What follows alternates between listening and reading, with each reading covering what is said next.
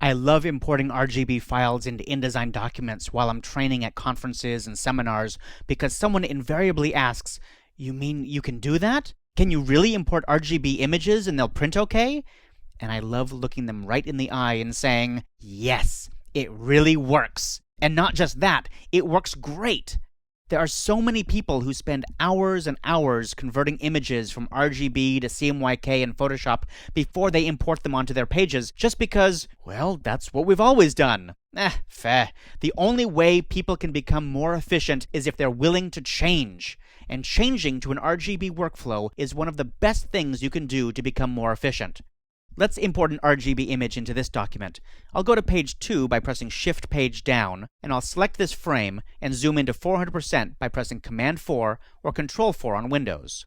Now I'll go to the File menu and choose Place and choose my image. This is an RGB image called the SC12.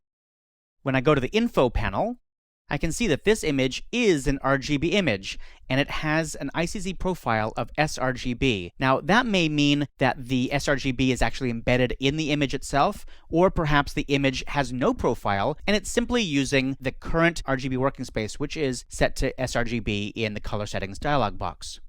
I like RGB images because they're smaller on disks, so they transfer over the network faster. But the best reason to use RGB is that they're simply more flexible.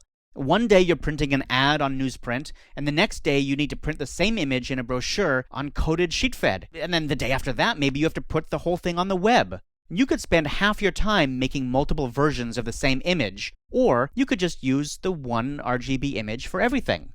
Now, just because I think you should import RGB images doesn't mean that I think you should send them to your printer.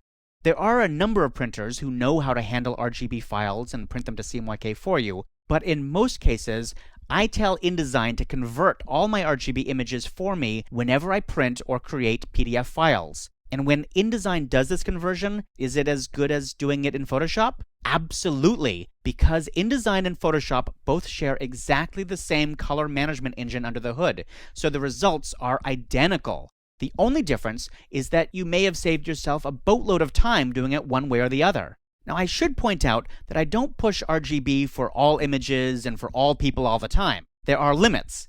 For example, if I were going to print this same document to the same output repeatedly, 50 times on different days, well, I may want to convert these images to CMYK first. Why? Because converting from RGB to CMYK takes a little bit of time. It's calculation intensive. So I could choose to do it once in Photoshop or, 50 times every time I print. It's up to you.